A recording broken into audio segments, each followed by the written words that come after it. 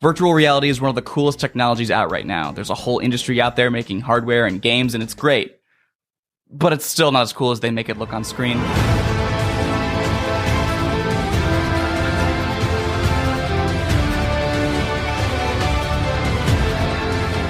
SML house. Oh, perfect. Chef Pee-Pee, make me food! Guys, look. Okay, Guys, Buzz Junior, I look. make you Green food. beans. It's- I'm Chef Pee-Pee. Hi, I'm the Brooklyn guy. Hi. Let's just say we have a long way to go before we get to Sword Art Online or Ready Player One. It can be hard to actually get immersed in a VR game today. Walking around in real life is hard to replicate. It's rare that the graphics are so good they look real, and there are still tons of accessibility issues. I made a whole video about playing with one arm. If you're new to my channel, I have one arm. I used to be a professional chainsaw juggler. Now I make YouTube videos. I had a lot of fun with that video, and with VR in general, and it got me thinking about its history. But not really the history of the actual technology, more of how it's been used as a sci-fi set piece in different stories. Because even before VR was a real tangible product, the idea of using technology to put yourself inside a digital world was very appealing in media, and it still is. Tons of iconic stories have stemmed from this idea, and it has some really interesting origins. For the sake of this video and my own sanity, let's just say that virtual reality is a technology-based simulation that can be interacted with in the real world using special equipment, like a headset. Not the whole world is a simulation, and not getting sucked inside a game, Captain N. I see you typing in the comments. Still in the real world, just playing with a virtual one. I'm gonna go through some of the most notable examples of this in pop culture, as well as some more obscure ones that I just felt like talking about for some reason. Also, I'll be giving my own personal thoughts and opinions and everything. Okay, let's go. There are many old novels and short stories that have their own version of virtual reality before video games were even invented. I don't know how people had fun back then. One of the earliest examples I could find is a short story written in 1935 by Stanley G. Weinbaum. Pygmalion Spectacles. The story centers around Dan Burke, a man from Chicago getting very drunk at a party in New York City. He steps outside for some fresh air and runs into an old man named Professor Ludwig, who has a strange new invention that looks like a normal pair of goggles. You drink to make real a dream. You drink to escape reality. And the irony is that even reality is a dream. One thing I think is neat is that because it was 1935, the idea of virtual reality was so foreign. Computers were very primitive. Most people didn't even have TVs yet. But listen, a movie that gives one sight and sound. Suppose now I add taste, smell, even touch. If your interest is taken by the story, suppose I make it so that you are in it. What the fuck is this old man talking about? And instead of being on a screen, the story is all about you, and you are in it. Would that be to make real a dream? With no other frame of reference, Weinbaum makes the comparison to movies, but this movie is different. You're in it. You can interact with it. You're the main character. Yeah, sure, I'll try.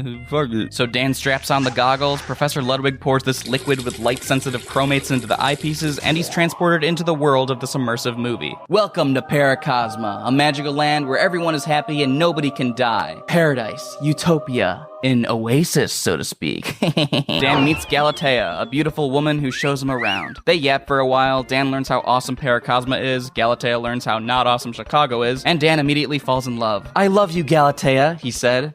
I swear, it's been like 15 minutes at most. Drunk people should not be allowed in VR. But a phantom, that's what Dan is, can't fall in love with somebody from Galatea, stupid. It's the law. Oh, his name is Dan, they call him a phantom. He's a Danny Phantom. So Dan accidentally destroys Paracosma and the spectacles, and he snaps back to reality. Hey, what'd you think? Oh my god, that was amazing. How'd you do it? All was trick photography, but stereoscopic. As I told you, three-dimensional. The fruits were rubber, the house is a summer building on our campus, Northern University. And the voice was mine. You didn't speak at all, except your name at the first, and I left a blank for that. I played your part, you see. I went around with a photographic apparatus strapped on my head to keep the viewpoint always that of the observer, see? What? Yeah, it was just a super elaborate 3D movie. So he was saying everything that Dan was saying, but Dan was having full conversations with Galatea. Was Dan even sentient and saying anything at all? Did he think that he was saying, was the word, what is going on, what is happening, what is life? Just don't think too much about it. Keep that in mind for the rest of the video. Don't try to figure out how things work. It's magic, okay? Wait a minute, said Dan, his mind whirling. You say you played my part, then Galatea. Is she real too? Taya's real enough, said the professor. My niece, a senior at Northern and likes dramatics. She helped me out with the thing. Why? Wanna meet her? Dan answered vaguely, happily. An ache had vanished. A pain was eased. Paracosma was attainable at last.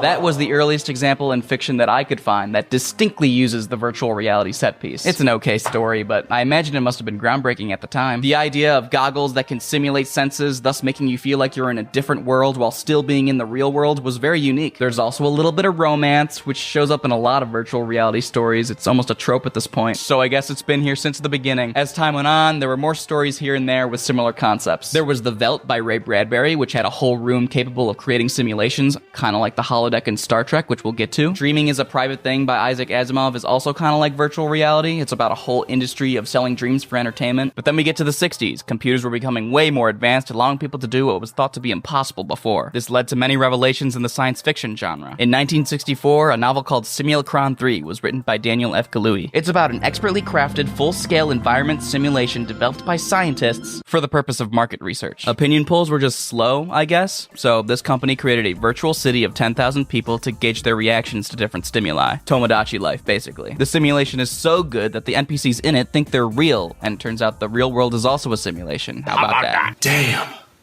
The whole thing was just a virtual reality experience. Technically, this isn't virtual reality by my stupid definition, but it was very influential because it was adapted into a movie in Germany in 1973. World on a Wire, or Welt am Draht. This is the first major example of a computer-generated world being shown on screen. Then Tron came out in 1982. Disgraced video game developer, now arcade owner Kevin, is trying to prove that an executive at the company Encom is stealing credit for the games that he made. Encom is also run by a deep-voiced AI who is clearly evil. I was planning to hit the Pentagon next week. Now wait a minute, I wrote you. I've gotten 2,415 times smarter since then. Do you think Elon Musk and Grok have this relationship?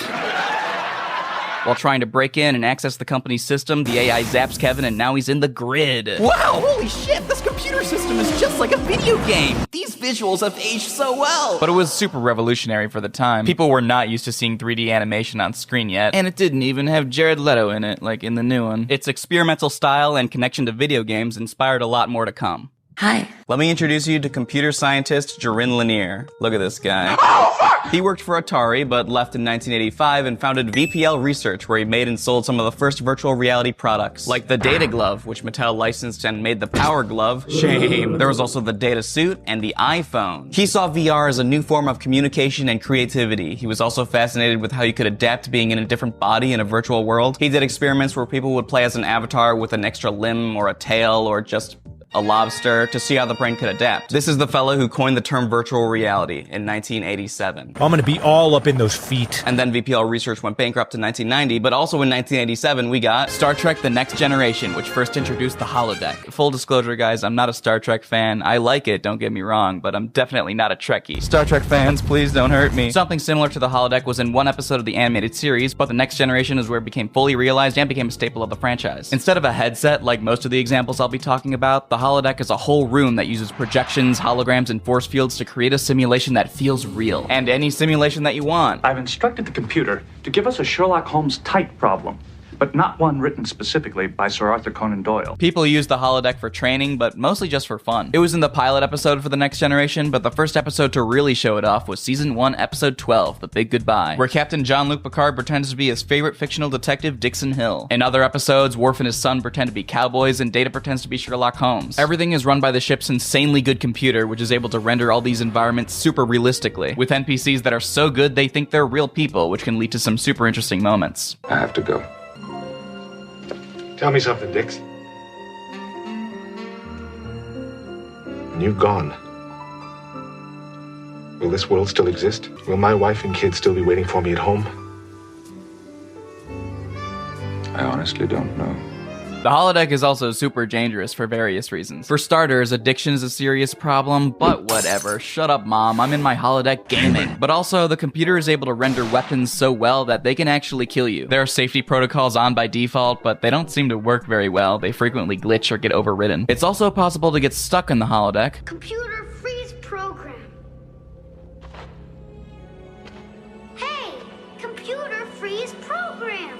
So, if the safety protocols are off at the same time, you're trapped in the game, and if you die in the game, you die for real! The holodeck is a super famous idea that revolutionized virtual reality in pop culture. It's really fucking cool. I want one. Now let's go to the 1990s. Okay, the holodeck was seen throughout the 90s and beyond. I'm trying my best to stay in chronological order, but TV shows can span a long time. Later there's the problems of books and their adaptations. Structurally, this video might be a little messy, okay? Anyway, with these seeds planted in the 80s, the 90s is when the concept of virtual reality exploded. Like The Lawnmower Man in 1992, based on the short story by Stephen King, of course, which is about a guy discovering the gardener mowing his lawn is actually a naked satyr who eats grass and worships the Greek god Pan. Wait, what? That can't be right. Oh, okay. The movie was originally going to be called Stephen King's The Lawnmower Man, but it differed so much from the source material that Stephen King sued to get his name taken off the movie. This has nothing to do with Greek mythology. One of the hottest science fiction movies to blow your mind since Total Recall. Wow. So someone said that. I don't know who. I haven't heard of this movie before researching for this video, but it kind of has a cult following. It's a campy sci-fi movie with a ridiculous plot and dated VFX. By the turn of the millennium, a technology known as virtual reality will be in widespread use. It will allow you to enter computer-generated artificial worlds as unlimited as the imagination itself. Its creators foresee millions of positive uses, while others fear it as a new form of mind control. 5 stars, 10 out of 10, life-changing, perfect early 90s camp, and it was very successful when it came out. I mean, money-wise. Critically, it was a different story, but, you know, whatever. But hey, it got a Super Nintendo and Genesis game, and a direct-to-video sequel in 1996, Lawnmower Man 2, Beyond Cyberspace, or, sorry, Job's War. Which is it? It's just a very mid-sci-fi movie. Job is now a bald Jim Carrey wannabe. I feel like we're almost... I'm blushing. Family. I don't think so, Job. Don't be so sure. Incest. The game the whole family can play. My brother's my daddy. And it's just boring. I like this part, though. Tell me what Egypt means, Doctor, before I get really fucking pissed off! I like that. I like that part. Ever heard of the 1993 made-for-VHS movie Arcade? This one's pretty obscure, but it was part of the virtual reality boom of the early 90s. It proved that this sci-fi set piece wasn't just for blockbusters. B-movies can get in on the action too. What makes Arcade different? It responds like a human does. It learns. It adapts. And it's all done in virtual reality. A lot of the time, these movies feel like they have to rely on VFX to emphasize the virtual and virtual reality. But, you know, it just obviously hasn't aged well. Tron hurts my eyes, Lawnmower Man looks very goofy, and Arcade just looks like dog shit. I bet it looked very impressive at the time. I don't know. I was born after 9/11. But in 1995, the movie Virtuosity, I think, took its VFX in the right direction. There's a scene in the beginning where Denzel Washington and another guy are in VR, and it's shot with real people on a real set with some touches of VFX.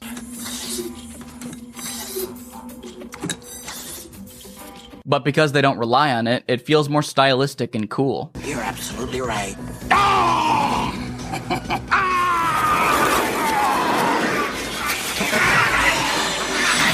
This movie isn't really about virtual reality, but it's a small component to it. Virtual reality was supposed to be a safe place to train my law enforcement people. It's basically a Terminator 2 clone with Russell Crowe as the T-1000 with the brain of a bunch of serial killers. Scream.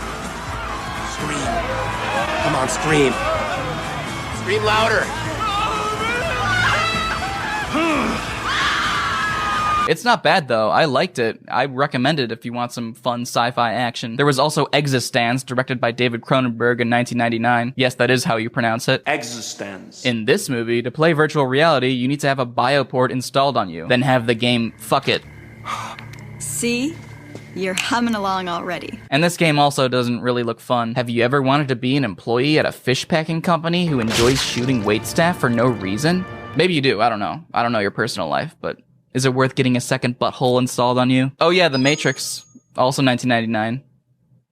That's all I have to say about that. The 90s were a turning point. This decade captured a moment when virtual reality technology was just starting and the ideas of its possibilities were running wild. Could it be an escape? A threat? The next stage in human evolution? Nobody knew. But let's move on to the early 2000s. Here's where we can finally start talking about some animation, like this episode of Fairly Odd Parents. I wish for a video game that's challenging, a game that you can't wish yourself out of. Why? Timmy, you're so dumb. I know you're 10, but Jesus, I can see why Mr. Crocker gives you all those Fs. Because animation doesn't have the limitations of live action with visual effects, it can create stories that take place mostly or sometimes even entirely in a virtual world without it being super expensive or looking like shit. Also, there was the internet in the 90s, but people got high-speed internet in the early 2000s, and it started becoming a normalized part of everyone's daily lives. So that also influenced these newer depictions of virtual reality. The first depiction of virtual reality in anime is Dot Hack Sign in 2002, which centers around a VR MMORPG called The World. It was also the start to the Dot Hack franchise of anime, manga, novels, and video games. Oh, I had these guys here the whole time.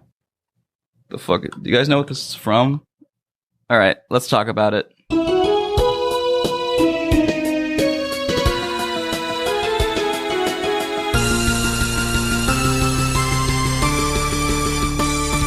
Hey guys, it's me, Kirito. Does my hair even look black at all? Was that worth it? Sword Art Online was huge. It had a great premise, some epic scenes, and I loved it.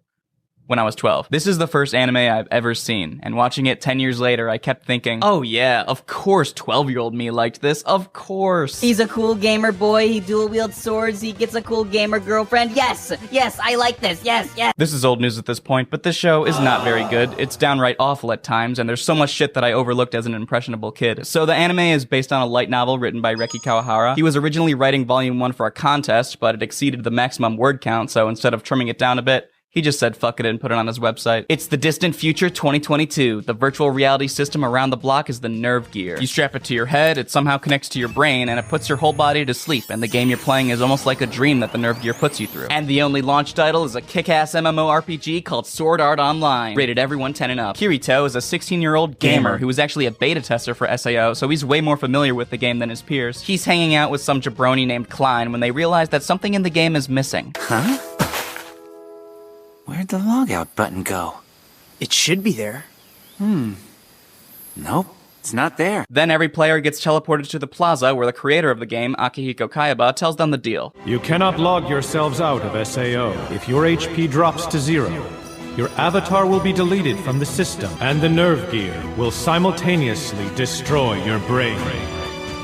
Oh my god, you're trapped in the game, and if you die in the game, you die for real. Beat all 100 floors and everyone gets set free. And also now everyone looks like how they do in real life instead of their avatars. Holy shit, this opening is so peak!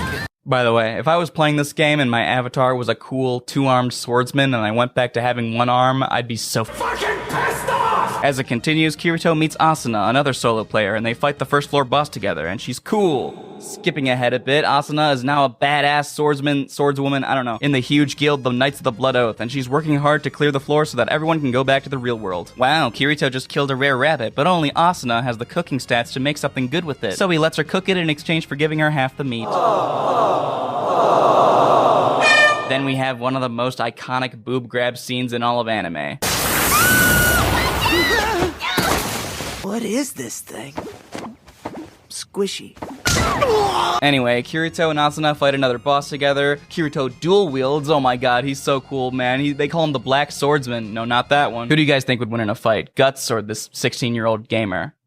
Leave your answer in my comments, and don't forget to subscribe and turn on my notifications. Asuna now wants to leave the Knights of the Blood Oath so that she can be with her new boyfriend. Outside of boss fights, I don't believe we've ever actually met. Kirito. Well, there was that conference on floor 67. But Commander Heathcliff is like, nah. If you want her, you'll have to use your dual blades to take her from us. If you can defeat me in combat, you'll be free to take Asuna with you. On the other hand, if you lose, you will join the Knights of the Blood Oath. Yeah, have the men duel over the women, because women are property. In Sword Art Online. Nintendo Switch. Game rated everyone 10 and up. Kirito loses, though, and has to join the guild, and he has to wear a white coat now. Ew, you can't be the white swordsman. That's some pussy shit. Oh, and Asuna's bodyguard then tries to kill Kirito, and is actually a part of the player-killing guild, the Laughing Coffin. You have sharp eyes. You're with Laughing Coffin, the murder guild. But Asuna saves him, and... I'm sorry, but I should stay away from you.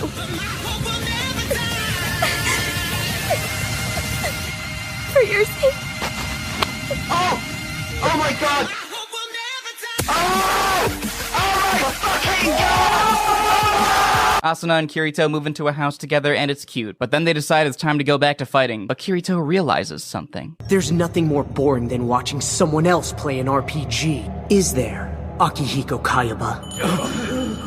I feel you deserve some kind of reward for discovering my identity, so fight me one-on-one, right here, right now. Defeat me and you clear the game, and all of the players will be able to log out from this world. No strings attached. What do you say?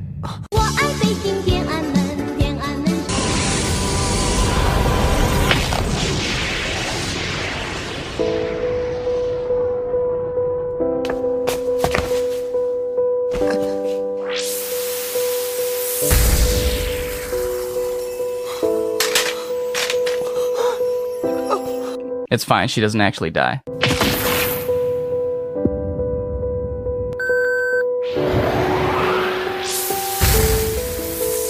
He doesn't die either. They just spawn in some skybox with Akihiko Kaiba. What's the point? Why did you do this?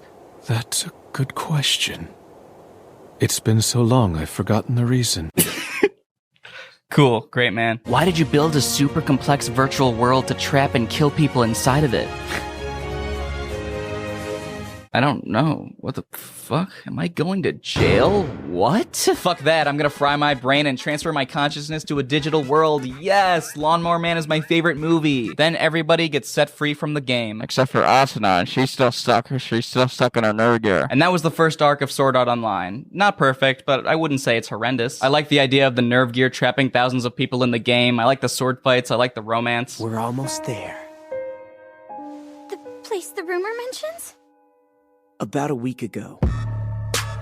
This is the only arc of the show that's actually in the game Sword Art Online. Only 14 20-minute episodes, not even a full season. But I didn't talk about everything that was in it. I basically covered what was in Volume 1 of the light novel, which the anime is pretty faithful to. This has a little more depth to it. It's written from the POV of Kirito, so he's a little more interesting, and so are the other characters. Volume 2 is a midquel that adds news stories, so do bits and pieces of Volume 8. The anime takes all these and puts them in chronological order, which is funny because a lot of the stuff that Reki Kawahara added in later is the stuff that I hated. Not all of it, but like Yui, fuck Yui. Kirito and Asuna adopt a child in the middle of the show, and that was added in later. Kito.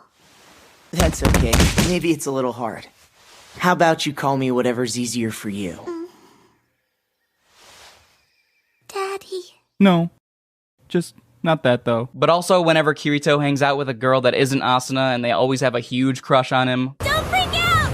But I'm falling in love with you! Why? I don't know. It's a little light. It's real heavy.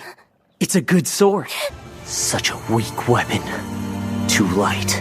No reach. This guy's a tool. I know I'm dressed as him, but it's for the bit. Why does every girl want to smooch Kirito? Is that a feature of the nerve gear? Is that why Kirito's sister falls in love with him in the second arc? I'm in love with my brother, and that's something I can't tell anyone about. Yes, that's a thing that happens. The second arc introduces a new game called Alfheim Online. It's like a fairy world. And Asuna is a damsel in distress, trapped in a cage by some creepy dick while this incestuous subplot happens in the meantime. I have to bury these feelings deep in my heart.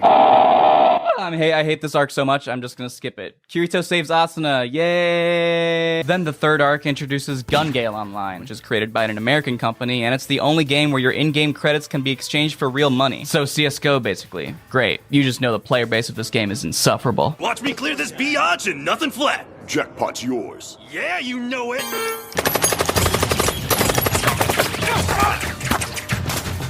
Dude, you're so ass. Go back to Alfheim Online, you. Do you honestly think you're fucking funny?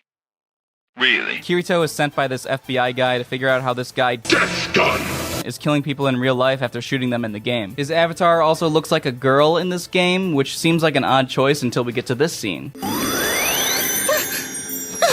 Don't just stand there. Hurry up and get changed already. I'm sorry! Why? I haven't introduced myself.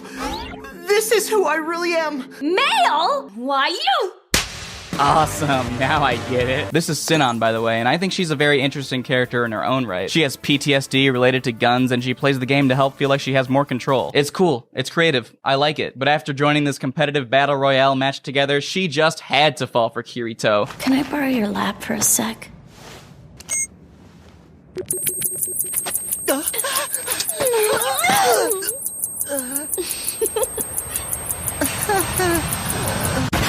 Why? He just doesn't do anything. He doesn't have a killer personality. He's not a flirtatious Chad. I mean, he is a femboy in this, so maybe he's a bit more understandable this time. But where is Asuna throughout all of this? Oh, she's just watching their game from Alfheim Online. So she went from badass swordswoman to damsel in distress to I hope my boyfriend wins the Fortnite World Cup.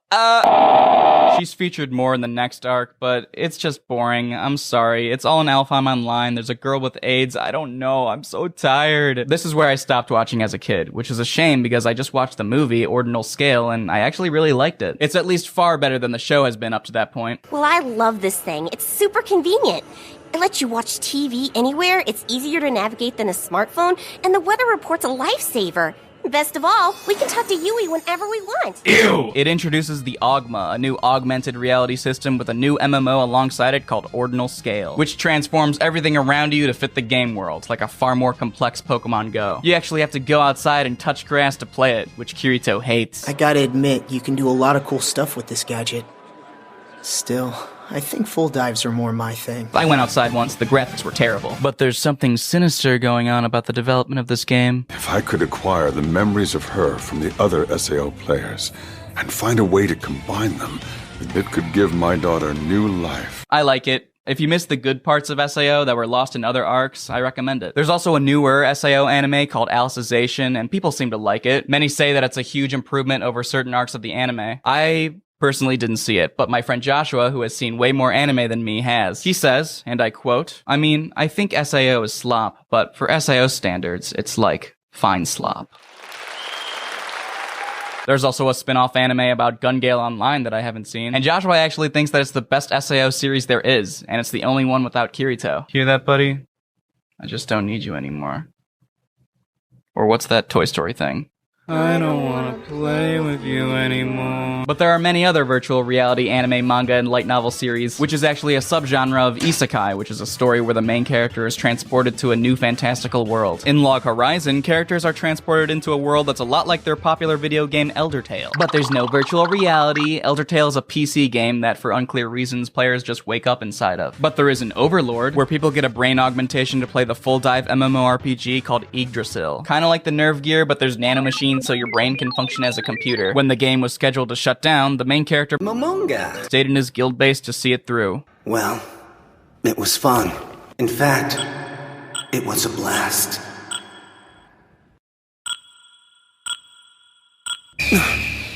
Did the devs push back the server shutdown? Where's my console? I can't use Chatter Call at GM. What's going on? And he found himself in an entirely new world. That's like something that you read in the back of a box. Did you like it? Excel World is another light novel turned anime about a virtual reality romance, also written by Reki Kawahara. And then Spy Kids 3D came out in 2003. Put on these glasses, and you'll enter the world of the game. But let's talk about a particular novel written in 2011. Ready Player One by Ernest Cline. This book was super popular. As a kid, I was like, finally, a book that I can read for school that's about video games. At least I can think about video games while I read. But unlike SIO, I enjoyed it back then and I still enjoy it now. I liked rereading it for this video. Maybe I have an elementary reading level. Shut up. This is a good young adult novel. It's an easy read, the characters are likable most of the time, and it has some really cool sci-fi ideas. It's the year 2045, a dystopian future. The world has depleted all of its fossil fuels, resulting in an energy crisis, climate change, poverty, overpopulation. The world sucks now. But despite that, pretty much everyone has access to the Oasis, a highly detailed MMORPG with hundreds of thousands of different planets. It has a little something for everyone. Literally. In the Oasis, people work, go to school, hang out with friends, and game, pretty much leaving the real world for dead. And the man behind this virtual reality dreamland is the famous billionaire game developer James Halliday. And he just died. But he left behind a message. 3 hidden keys open 3 secret gates, wherein the errant will be tested for worthy traits, and those with the skill to survive these straits will reach the end where the prize awaits. The prize, of course, being his $240 billion fortune and being the new owner of the Oasis. Yo! People obsessed with hunting Halliday's Easter egg were nicknamed Gunters. But 5 years go by and still nobody has found anything. But let me introduce you to our main character, 18-year-old Wade Watts, a nerdy Halliday-obsessed Gunter living in a trailer park in Oklahoma City. But like stacks of trailers, it's called the Stacks. In the Oasis, he goes by Parzival, and he figures out that the first key might be on Ludus, the school planet. By finding a hidden tomb of horrors and beating a Lich King in a joust, the arcade game from 1982, Parzival becomes the first player to get the copper key. While walking out of the tomb, he meets Artemis, a famous Oasis blogger and Gunter, who he also has a little bit of a crutch on. They shoot the shit and become friends. Then Parzival unlocks the Copper Gate by playing this game where he had to reenact the entire 1983 movie War Games, reciting all of Matthew Broderick's lines from memory. Did I mention how many references this book has? You can't go a single page without at least one nod to 80s pop culture. Oingo Boingo, Dead Man's Party, Golden Axe, Land of the Barrel, Smash TV, The movie Clue from 1985 is worth a rewatch. That's what it says, seriously. I like it. I think it gives the book a unique writing style. It's kind of like how the American Psycho book is filled with references to expensive brands to show how much of a materialistic douchebag Patrick Bateman is. But this is to show how much of a dweeby nerd Wade is. Ernest Cline grew up in the 80s and he loved video games, movies, and Dungeons and Dragons. He was deep in 80s nerd culture and it's clear he's super nostalgic for the time. James Halliday and Wade are both kind of self-inserts for him. Besides the point, let me introduce you to the villain of the story, the greedy corporation Innovative Online Industries, IOI. They have tons of avatars in the Oasis, hunting down Halliday's egg so they can fill the place with ads and microtransactions once they take control. The IOI avatars are known as Sixers in the Gunter community because they're always just 6 numbers starting with a 6. After Parzival gets the copper key and his name is put on the top of the scoreboard, IOI's head of operations, Nolan Sorrento, invites him to a virtual meeting where they can discuss some business and maybe work together to find the egg. Parzival, of course being a hardcore Gunter, joins the meeting planning to reject every offer and tell him to kick rocks. Yo, what up, bitch boy? Hello, Wade. We're gonna kill you if you don't work with us. What?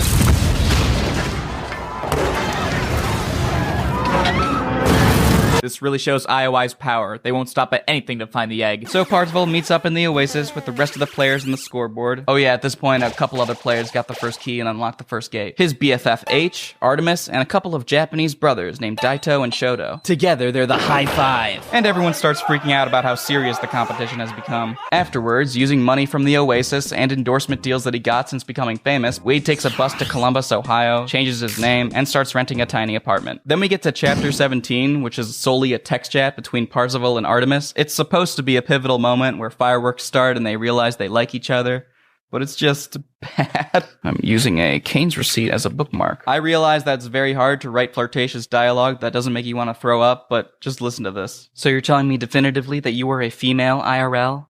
You should have figured that out on your own, Clouseau. Is that a reference? Can you look something up for me real quick? Oh, Pink Panther. Okay. Sure. I did. I have. Have you? Yes, after analyzing the available data, I've concluded that you must be a female. Why must I? Because I don't want to find out that I've got a crush on some 300-pound dude named Chuck who lives in his mother's basement in suburban Detroit. What? You've got a crush on me? You should have figured that out on your own, Clouseau. That's a Pink Panther reference. I had a crush on you since before we met, from reading your blog and watching your POV. I've been cyber-stalking you for years. Wade, stop. You're fumbling this so hard. But you still don't know anything about me, or my real personality. Sooner or later, you'll demand to see a picture of the real me. I'm not the sort who makes demands. Besides, I'm definitely not going to show you a photo of me. Why? Are you butt ugly? You're such a hypocrite. So answer the question, Claire. Are you ugly? I must be. Why? The female of the species has always found me repellent. I don't find you repellent. You should. Of course not. That's why you're an obese man named Chuck who likes to chat up young, ugly boys online. You're so funny, Wade. Oh my god. Just turned 18 last month. You? 19. Ah, an older woman. Hot. So yeah, a lot of incel dialogue coming from Parzival. Now spill it. Are you a woman? And by that I mean you are a human female who has never had a sex change operation. I know Wade is an 18-year-old virgin, so it makes a little bit of sense why he would think this way.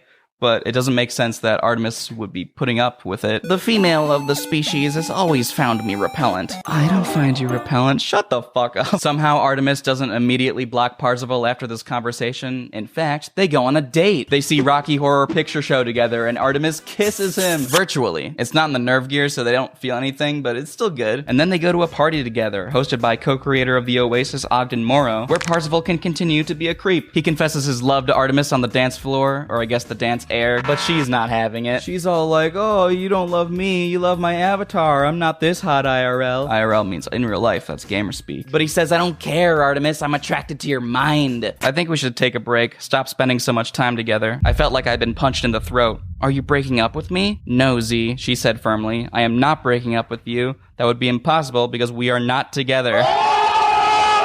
So Wade, upset that he just lost contact with his gamer girl, space friend, just spends all his time alone in his apartment, gooning. No, for real. I would argue that masturbation is the human animal's most important sexual release. Cool, man. I'm glad you wrote that. Oh shit, Artemis just found the Jade Key. So Wade's like, I gotta quit jorkin' and get busy guntin'. So based on the clues that Halliday left, he decides to go searching on this planet Arcade, where he plays a perfect game of Pac-Man, which doesn't give him the next key, just a mysterious quarter, kinda lame. But luckily, H gives him a tip that the next key is on Frobos, which is a recreation of the text-adventure game Zork. Parzival finds all the treasures and collects the key, followed closely by the Sixers. There was a lot of carnage, and Daito died. In real life, IOI throws him off his roof, and then Sorrento unlocks the Jade Gate and gets the last key, the Crystal Key, before any of the Gunters. Things couldn't get any worse. Shoto, I'm sorry for your loss. I know your brother was just killed. What, you guys aren't actually brothers? Just online friends? Dude, why are you crying? You guys barely knew each other. When everyone got the Jade Key, it was wrapped in like tinfoil, and by saying unicorn, it folds itself into an origami unicorn. It's a Blade Runner reference, you wouldn't get it. So Parzival goes to the Blade Runner planet, unlocks the Jade Gate, gets sucked into a Black Tiger arcade cabinet, and he wins. You guys like Rush? Well, that's how you get the Crystal Key. Parzival goes to the Rush-themed planet, plays a little ditty on the guitar, and he gets it. The Crystal Gate, the final gate, is in Castle Anorak, and it's already surrounded by Sixers. They have a big shield over it and everything. No Gunter is getting through. But our dear Wade has a plan. Using his fake identity, he creates a fake debt to IOI so they kidnap him and force him to work as tech support, as a late-stage capitalist corporation does. But he uses cool hacks to disable the shield around Castle Anorak, and he breaks out. But before that, he discovers IOI's secret files they have on him and his friends, which includes all of their real identities, including Artemis. And what was she so insecure about this whole time?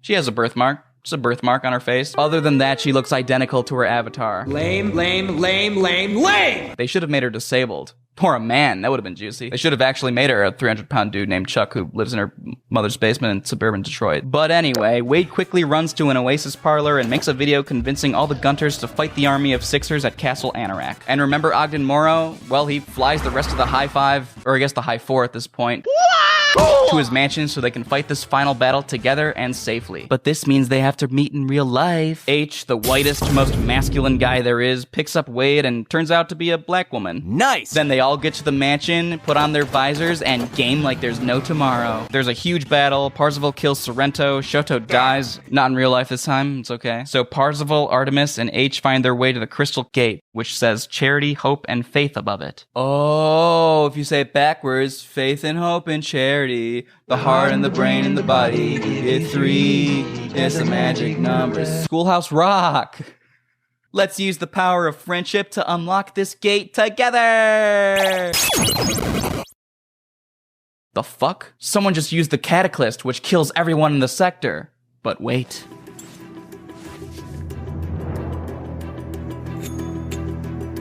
Parzival's Pac-Man coin was actually an extra life so he can continue. Inside the gate, Parzival gets a high score in Tempest, reenacts every scene from Monty Python The Holy Grail from memory, and finally finds the Easter egg on Adventure for the Atari. Parzival wins, and with his new power, he resurrects all of his team members who died. But not Daito, though. He is the one who died in real life. Sorrento is arrested, and everyone lives happily ever after.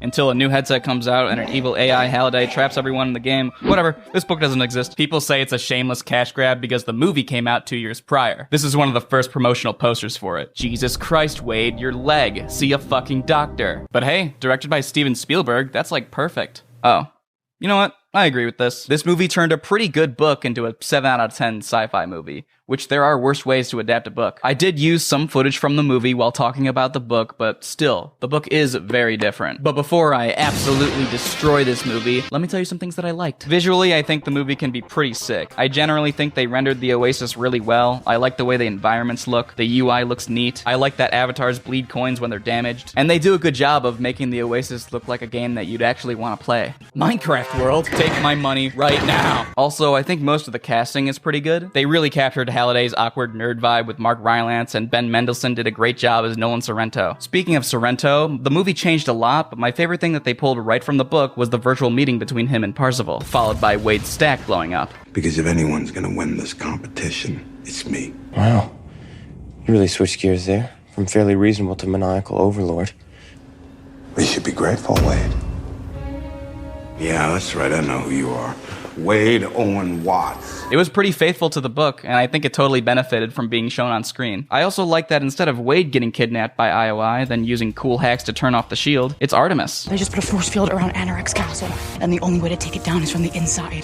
Okay, time to complain. I know I just praised this movie's visuals, but these character designs are very questionable. Artemis looks like a scary, bug-eyed weirdo, and then there's H, which just makes me upset. She could actually be a 300-pound dude who lives in his mama's basement in suburban Detroit. And her name is Chuck. In the book, H's avatar is a Caucasian male because she followed the example of her mother, who would use a white male avatar to avoid the prejudice of being a woman of color. That's really interesting. I know self-care can be important, but can you do me a favor and tell me, where are all the exits? What is the advantage of being a giant troll man with an obviously pitch-shifted voice? That's just sad, man. I'd asked him once if he looked anything like his avatar in real life, and he jokingly replied, Yes, but in real life, I'm even more handsome. Yeah, I figured, dude. I personally didn't have a problem with Parsifal's design. I do have a bit of a problem with Wade's design. In the book, Wade is overweight. He loses weight halfway through, but I still feel like they could have done something with that in the movie. I always find it fascinating in these VR stories when there's a disconnect between somebody's real self and their avatar, their idealized self. I'm not strong at all.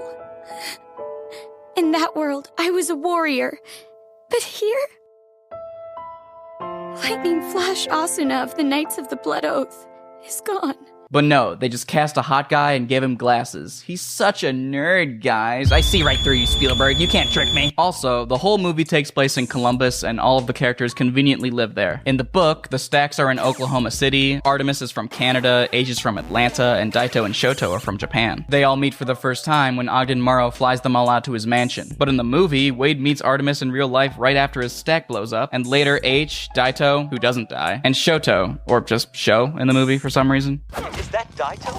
Daito and Sho. To be fair, they all fight the battle in H's RV while being chased by IOI, which I think is a pretty cool scene that wasn't in the book. Also, every challenge for the egg hunt is changed, which I think is fine. A lot of the stuff in the book I imagine would be hard to translate to film. For starters, they simplified it. Instead of each key and gate having their own challenge, there's just 3 challenges to get each key, and you put all of them in the final gate. I think it makes sense, but this first challenge really fucking bugs me. So some gunter, they never say who, discovers this race, and the winner supposedly gets the copper key. So we see the race happen,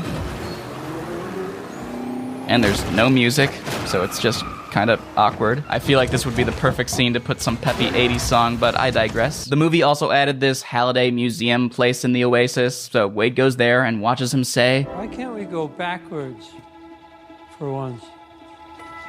Backwards, really fast as we can." Really put the pedal to the metal, you know? Oh, nobody thought to go backwards in the race. Dumb. The challenges in the book were silly, but at least they seemed hard to figure out. Using more clues from Halliday's personal life, the team figures out that the Jade Key is inside this movie theater, which is actually a recreation of the Overlook Hotel from The Shining. This seems more like a challenge that would be in the book. I like it, not dumb. And the last challenge involves a TV, an Atari 2600, and its entire library of games. IOI has a whole team working on this, but not one person thinks to get the famous Easter egg from Adventure. Whatever, they're an out-of-touch corporation, it's fine. One of the biggest changes that I was pretty disappointed by was the dystopian setting, which I thought was one of the most interesting things about the book. I was born in 2027. After the corn syrup droughts, after the bandwidth riots, after people stopped trying to fix problems and just tried to outlive them. Okay, it was there, but the way that it was described in the book made it seem way worse. But after Wade gets the egg and becomes the new owner of the Oasis, he makes this call. We close the Oasis on Tuesdays and Thursdays. I know it sounds like a weird move, but people need to spend more time in the real world.